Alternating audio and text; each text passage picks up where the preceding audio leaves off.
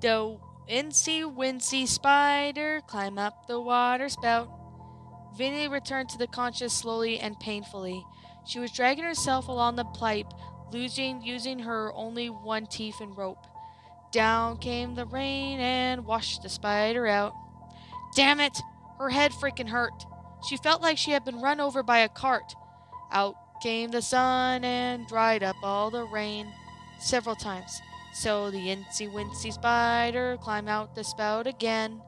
That voice. She knew that voice. Then the itsy-bitsy pony developed such a cough. Recognition slipped between the cracks of her returning consciousness, slid into place with a cruel click. So itsy-bitsy pony pulled its legs right off. Then Vinley opened her eyes. She knew exactly what she was going to see. Yay, you're awake! Even enough she was prepared. Her stomach still claimed the smiley, bright, happy eyes. I thought I may hit you too hard. It's been so long. You went down so easy, big sis. You never went down easy before. Maybe I thought I broke you. I didn't want to break you. I have hit you harder than before, and you never broke. The cupid bow lips pouted in such a way that made the many colts and stallions swoon right over before she parted them to reveal fangs that ripped out from swooning throats. You really did it, huh? Vinny swallowed. The sides of her throat stuck together. She then spoke. Her voice sounded sticky and rough, like she was speaking through molasses and ground glass. Hello, Willem. The beautiful mare clapped her hoofs like some pony half her parent age. Hi, she squealed. Hi, hi, hi. Do you know who I am, big sis? Do you know who I am, your name? How many hooves am I holding up? She thrust one forehoof against Vinny's nose, knocking her off balance. Ugh. Vinny swayed, realizing beatedly that she was sitting upright against something hard. She tried to get up her midriff, dripped and pressed against something. Likewise her forelegs when she tried to raise them. What the? Daddy said you might try and hit me when you woke up. I thought he was wrong. But do you know Daddy? Vellum shrugged. He gets Vinley a lot. She refused to complete the old mantra. Vellum apparently was waiting for the second half, pouted but didn't come. It was adorable expression. She looked like a china doll with her snow-white fur and fluffy ringlets. She stamped her hoof and tossed her mane in the gesture that was so archingly familiar that Vinley's heart fluttered at such in her ears. Willem, leave her alone! Willem immediately backed off. Vinley tried not to wish herself unconscious again. At the slowly advancing hooves, her brain threw in them images at her like kaleidoscope of memory and raw emotion. A toothy smile. The sound of bones, like against the tile, a spray of blood that she could have sworn had never been spilled. Wide purple eyes? Vinley stamped her hoof and held it, wriggling under her hoof enough to ask, Where's, Octavia? Veron was a mess. He had cleaned himself, but kept his fur still streaked with blood and dirt from the kitchen floor. He wasn't limping. He would have been limping. As she smashed his legs into paste, he wouldn't have been able to walk right now. Why wasn't he even limping? He caught her, looking, and smiled. There was one sure fire that would have remained against this cough and healed so quickly. Bile touched the back of Winnie's throat. Where is Octavia? She tried not to let her pitch rise, but it crept up anyhow. You mean you can't smell her? Veron's smile widened. You disappoint me, Vendla. Vinley's neck pricked. She finally took a stock of where she was. She combined the scent of resin and dust, so familiar that she hadn't registered it at first. At the fact that the lights were all off, couldn't help but orientate her either. Now, however, she was identified the basement. Octavia had suggested that they set up to practice when they moved to this house.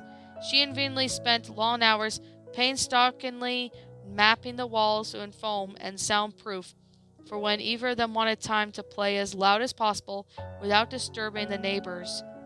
Right now, that seemed like an extremely stupid decision. There was a pile of gray fur in the middle. Tavy!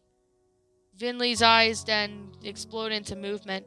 She struggled against the belt of some pony that had clinged tight around her waist, and all four of her hooves are tied to this chair. She struggled so hard, the fact that the chair tripped sideways, and both of it crashed onto the floors. They had never gotten to a carpeting in this room, so the clatter was deafening.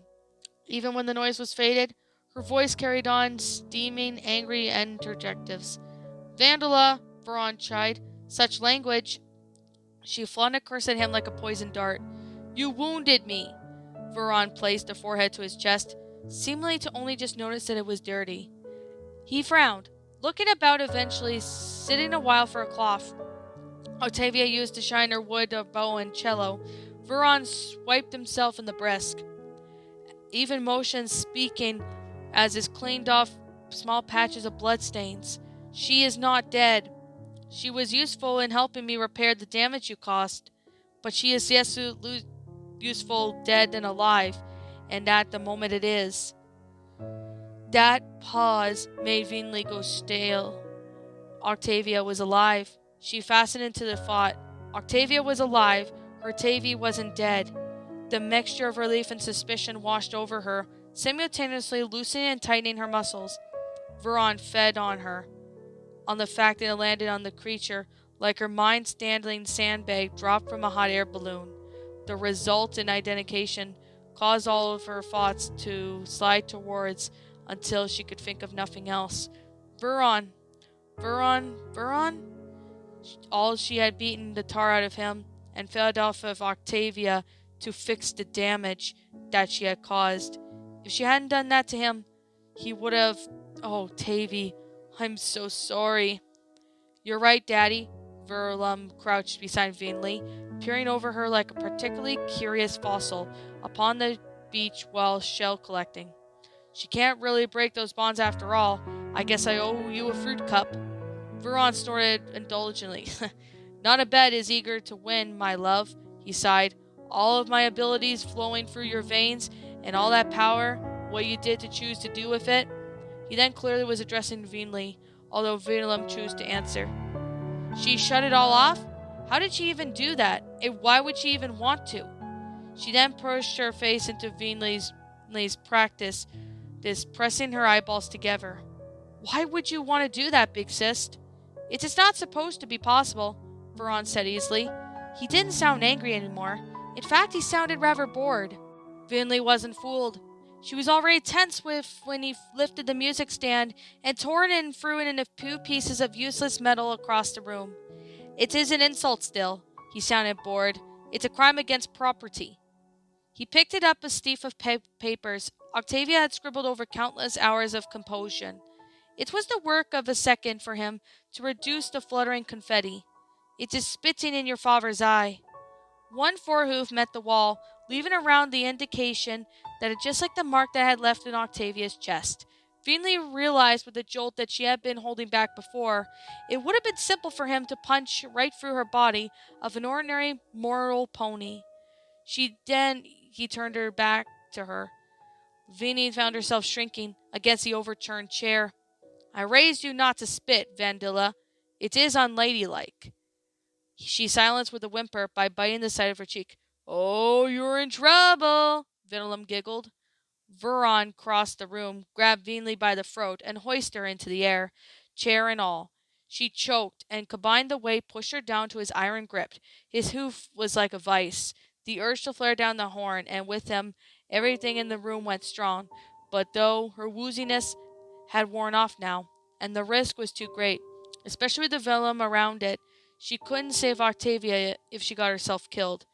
Tell me how you hobbled yourself, Vandilla, Voron said softly, so damnably softly. She gurgled. Tell me why you chose to rid yourself of my gifts to you. Black dots swarmed the edges of her vision. Daddy's going to be a funny color, Verlum's color. Their voices eventually sounded muffled and further away from before. His grip eased. It barely helped. My patient grows thin, Vandilla. Vinley opened her mouth to answer, wondering if she could say other than because I didn't want to be a monster like you anymore. A groan made her froze. Veron's pupils sank. Sweet Celestia. Vanelli's brain was damned with alarm. She resisted in the urge of taking the pile of gray fur. Don't give him an inch. Stay strong. Look him right in the eye. He can't control you that way anymore. He doesn't have that ability you hoped for it. He can't break you what you did. You can look him in his eyes and he can't force you to do a damn thing anymore. But if you look away first, if you do that, looking away would mean concealing he was stronger. She had spent too much of her life letting him think that, and letting him think that she was the boss of her. Right up until she took a stand and said, "No more," with actions. Not words to Veron, spoken language of fervently, something he could prettify and tie up the nice bow of civilized phrases and decorum. He understood the language of violence and much more. Spoke it fluently, too. His mouth curved into a smile. Daddy's smiles were scary. He had a lot of them. But they were all scary in some way. Scariest was, however, ponies didn't seem to realize that they were scary at all. And all smiled back, all big teeth and big eyes and big hearts bursting for something that could rip them apart out as easily as well as, well, smiling. "You two go out," he said, wearing a practically frightening predatory grin. "Daddy's gonna have a guest over tonight and needs the house to himself." "Come on, Willem," Vandellis muttered. She had a little filly but one of her hoof as they trotted along. Willem's tiny legs necessitated as the slow pace that had considered her just picking her up and ride the rest of the way. Needla! Stop being cute," Vandela snapped. Willem giggled. The trees were then thicker and further in.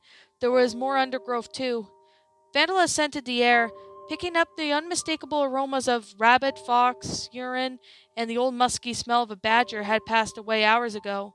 She had guided Willem through a little coal and then sat down. Willem giggled and kicked around until Vandela held her legs still. "No, you have to be quiet." Willem had beautiful eyes. The irises were a shade of red, so pale that they were almost pink, making her look like a china doll in the moonlight. She could pass on normal eyes like that, in a fit of pique over the consistent whining about being snagged in trees and on bushes. Vandela had tied Willem's body, many curls into a tight braid that banged her shoulders as she walked. It had been a long time since Vandela was able to see herself in the mirror, but she would bet that the money that she didn't look nearly as adorable. Her both own mane and grown length of strength and fell around her face like a shroud. Her dark red eyes peered out from beneath it, as if it was some moody teenager who wrote bad poetry, listened to songs about kicking back at the world. If Vandela ever kicked a lot at the world, it would kick back. A lot. "Stay quiet," she said firmly. "If you stay very still, you'll get something nice." Venom gazed adoringly. "Ooh, yes, nice. Like nice? I know you do. So just stay still and quiet like we practiced, remember? Mousy? Yes, like a mousy." Willem proceeded to press one forehoof against the mouth, and the incredibly loud bout of hushing. She eventually settled down, and required silence, but Vandela wouldn't have been surprised if anything remained in the woodland after that noise. Evidently, the rabbits around here were very stupid, because one hopped out from the undergrowth less than a half an hour later. She felt Vandalum stiffen beside her, but didn't move, but told her to hold still.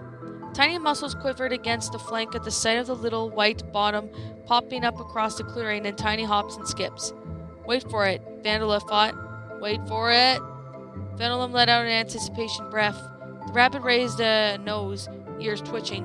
"Oh," Vandala thought. It bolted. She exploded into emotion. In a second she had cleared the distance, leaped over and flailing the creature. It tried to do a zigzag, but she cut off its retreat. Dripping her forehead, she snarled and blared her fangs. It was all over now, of course. She had graduated from her own rabbits decades ago, and it snarled what she wanted. However, the rabbit turned to escape from her and ran straight into Venom's waiting embrace. Venom raised her face, smiling about absolutely in delight at her success. The rabbit scrambled underneath her hoofs. Got it, she declared proudly, as she brought it down a stag, unaided in the middle of a blizzard. Good, now finish it. Make it clean like I taught you. With one quick snap of the neck, the rabbit's troubles would be over. Vandola had a perfect art, and quick, clean death made sure Venom knew it too. It would die of a heart attack when drunk from this kind. Go on, quickly now. Venom tilted her head at her sister. She looked down at the rabbit, turning it over to get a better grip on its head. She looked back up at Vandola, presumably for an approval of what she was doing it correctly. Good, come now, hurry up. She looked at it, struggling the rabbit again, swerving up her head this way and that, before Vandola could stop her, since she bent her head and spit and bit out its belly. Its scream was high and ear-splitting. Venom, no! Venom tossed her head, scattering the blood in a wide arc. She took the slippery red chunk of fur like a dog with a favorite chew toy. Something thin wiped out of her face. Vandola raised it with a lurch that was a part of the rabbit's intestines. Venom then spat out a mouthful and bent again, scooping out the tiny pulsating organs and gleefully tossing them aside as the rabbit screamed and screamed. And then the screaming stopped. It took Vandola a moment to realize that the rabbit was finally dead. There was still a high-pitched, ear-splitting noise in the clearing. She watched as her little sister threw back her head, laughing at pure glee. Nedla looked nice. Vandola then took a step back, unable to take her eyes off of Venom's blood-smeared smile. Her fangs were out, but her teeth, their eyes weren't fully red. They were still sugar pink. She had done all that without bloodlust setting in. Nice, Venom giggled again. Big sis, look! Vandola looked down. The tangled remains of her blood and bone strewn between Venom's hooves. She had seen worse. Vuron had made her do worse. But this? Vuron snorted with laughter. Pretty! Vandola turned an empty mirage continents to her stomach, onto the grass.